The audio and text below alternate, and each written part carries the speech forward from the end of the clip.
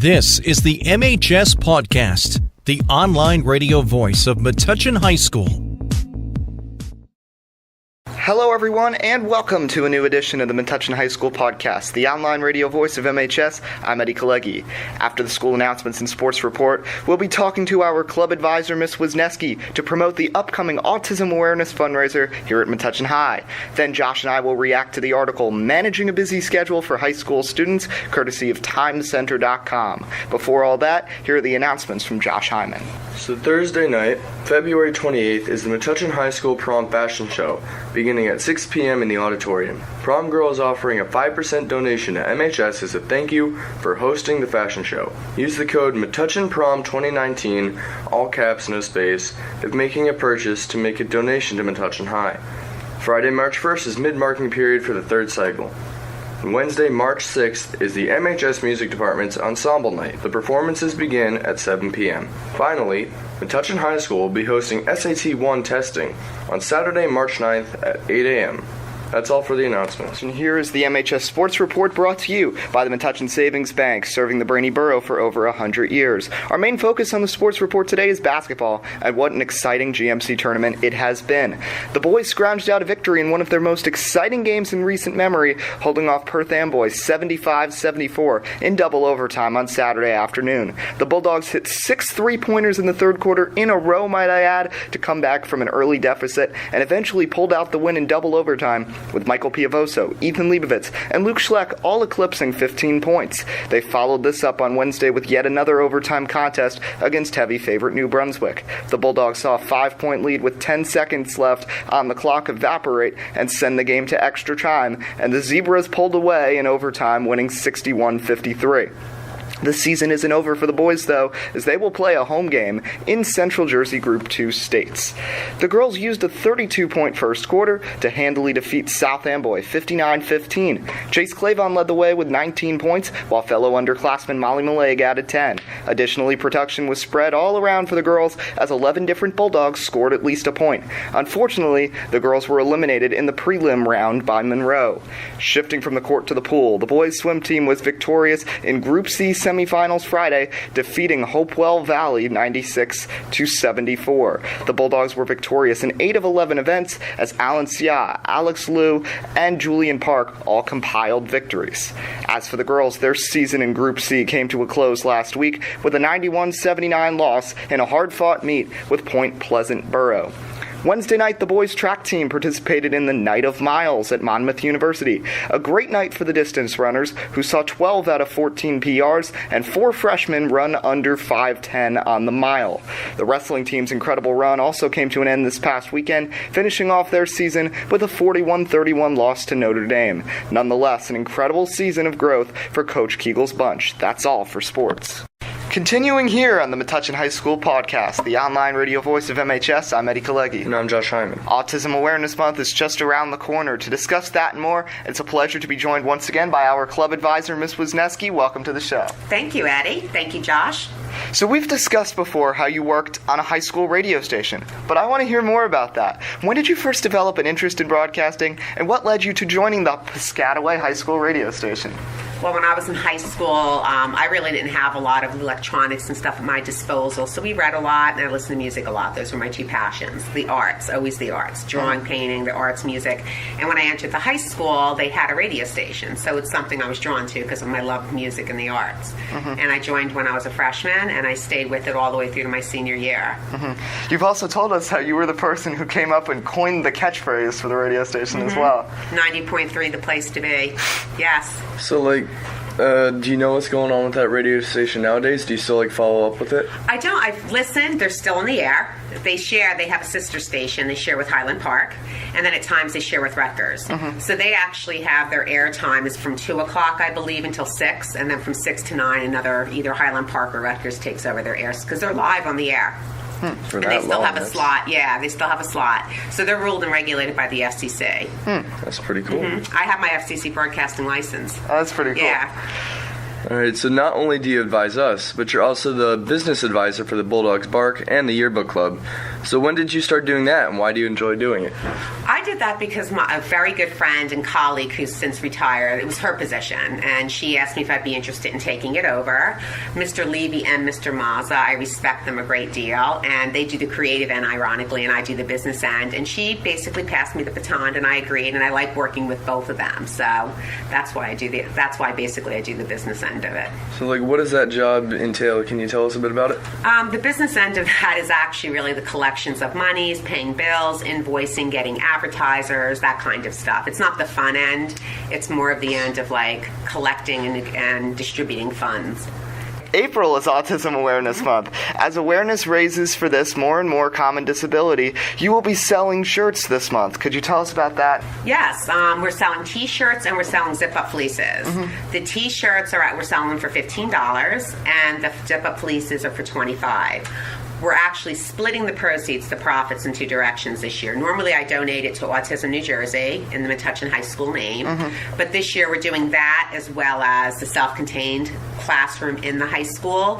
We're splitting for their classroom and for the students in our own community. So that's what we're doing this year. It's very nice to help them as well. Yes. So you have a sheet right here all about some stats about autism, so Yes, you might as well tell us.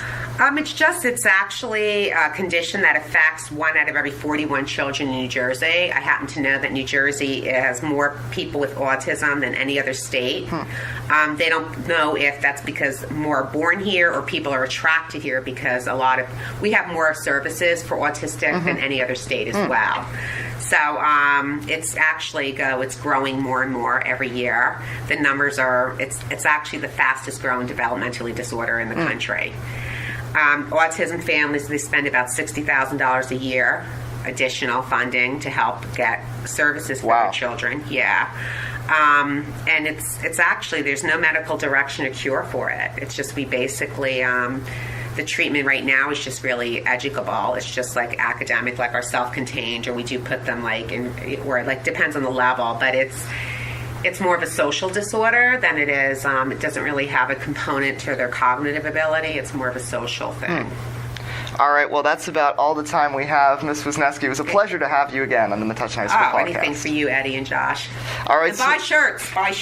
Absolutely. So when we come back, we will be discussing how to manage a busy high school schedule, thanks to TimeCenter.com. I'm Eddie Kalegi. And I'm Josh Hyman. And this is the Metuchen High School Podcast, the online radio voice of MHS. Having trouble seeing the board in class? Do you need safety glasses for your school sport? If you answered yes to either of these questions, head over to Optique Unique, the eyeglass store at 406 Main Street in Metuchen. Optique Unique does it all. Not only do they offer eyewear for all ages, they also sell sports-specific safety glasses for kids and adults. Call them at 732-321-2020. That's 732-321-2020, or visit OptiqueUnique.com. Do you want to build character, build confidence, or even build yourself? All that and more can be accomplished at the Black Belt Institute at 23 New Street, right here in Metuchen. Students of all ages have been able to learn respect, discipline, fitness, and self-defense from their experienced instructors for over 20 years. Whether you're an adult looking for stress reduction or know someone young who has interest in Taekwondo, the Black Belt Institute is the place to go. The Institute takes a fun approach at teaching the rules of self-defense, instilling in their students an I-can-do-it attitude. Interested in taking a class? Call them at 732-205-9797 or visit their website at blackbeltinst.com. Once again, that's 732-205-9797 or blackbeltinst.com. The Black Belt Institute, Metuchen's leader in martial arts and fitness. The MHS Pawdcast is also sponsored by Allstate Insurance at 63 Pearl Street in Metuchen. Allstate, are you in good hands? Welcome back to the Metuchen High School Podcast, the online radio voice of MHS. I'm Eddie Kalegi. And I'm Josh Hyman. High school life can seem like a burden. Fortunately, time management can help ease the tension. Thanks to TimeCenter.com, we'll be discussing how to effectively manage a busy schedule in high school. So, one of the main topics they say is be organized and plan ahead. As they say, planning ahead is an essential step in proper time management. Having and using a school planner will help students keep track of assignments, project due dates, dates, and future obligations. Obviously, having the planner helps, but keeping track of said planner can also be a bit of a difficulty for certain students. Yeah, and especially because they made the planner so small, especially our school, I didn't really like that because it makes it pretty much unusable. I have a lot of homework and I just can't fit it all in those tiny boxes, so I'd like if we switched back to a full-size planner. I think a lot of more kids would use it that way because it would be a lot easier to use. Within planning ahead, it also talks about how prioritizing the checklist from most important to least important will help students know how much time to allot for each task. I think this is just as important as anything. Just being able to decide what's the most important thing you have to do. Make sure you get that done before you get to the other stuff.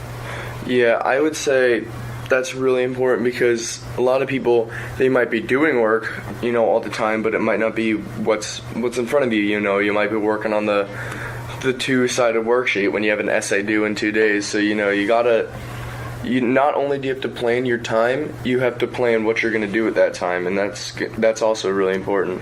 So the topic that we're talking about is be organized and plan ahead. It also says, quote, another great way to reduce stress and better manage time is to make sure that the personal space of the student is well organized. Lockers, bedrooms, and study spaces can cause distractions when they are unorganized. Now, the one problem with this is how difficult it is for students to keep everything organized. But if they do, they can see success come. Yeah, and that's really important, and it's also really important to have a designated homework spot, study spot that you won't get distracted in. Like the kitchen table, your bedroom. Depends on what you have in your bedroom, but it's always good to have a clean, secluded, quiet spot where you can do all your work and not get distracted. So the next topic it discusses is setting realistic goals. Goal setting can help a student to properly manage time by allowing for the student to implement a plan of action for achieving those goals. It is good to have dreams and high expectations for oneself, especially in high school. It is important, however, for students to be sure to set goals that are realistic. Now, we've had a lot of practice with this. Back in Edgar, they had us practicing setting goals, and I found it pretty helpful. It makes you decide what do you want to do and how can you work towards it to achieve it. Yeah, that was good. I think that stuff in Edgar should be continued through high school, in my opinion, because a lot of people don't think about, some people just don't think about their goals or what they want to do, and I think forcing them to think about it might stimulate some interest, might make them realize that, hey, you gotta do something in these next 4 years, you gotta make a decision.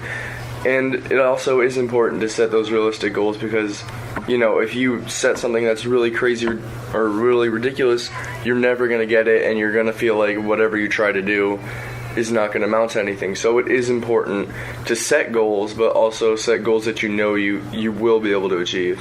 Now the next topic, it says, observe good study habits. Obviously this is important. Proper study habits should to be learned and observed by all students. A good way to organize study time is to establish a regular study routine. Last minute cramming before a big exam is not a suitable way to maximize learning potential. Time is better utilized by studying in smaller increments leading up to the exam, rather than trying to fit it all in with a long late-night cram session. Now people don't do it, but it's helpful. If you just do a little bit at a time, you won't be nearly as stressed, and you'll probably do better on the test as well.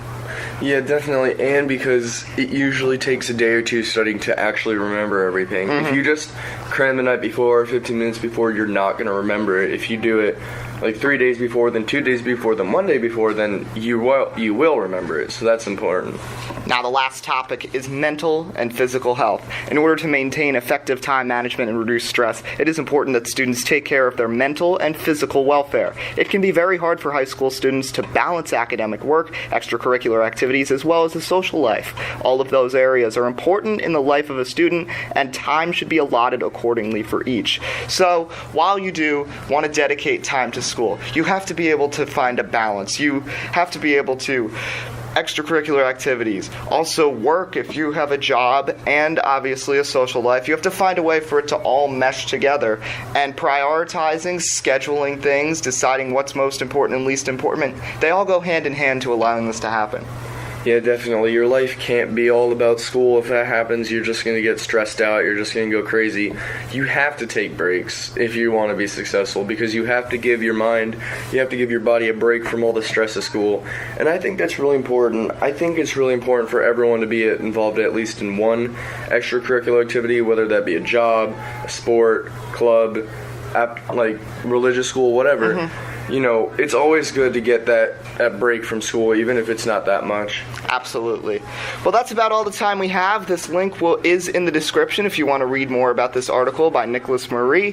Thank you to our guest, Miss Wisniewski, and Miss Glave for providing the space. I'm Eddie Kalegi. And I'm Josh Hyman. And this is the Metuchen High School Podcast, the online radio voice of MHS. We'll see you next time.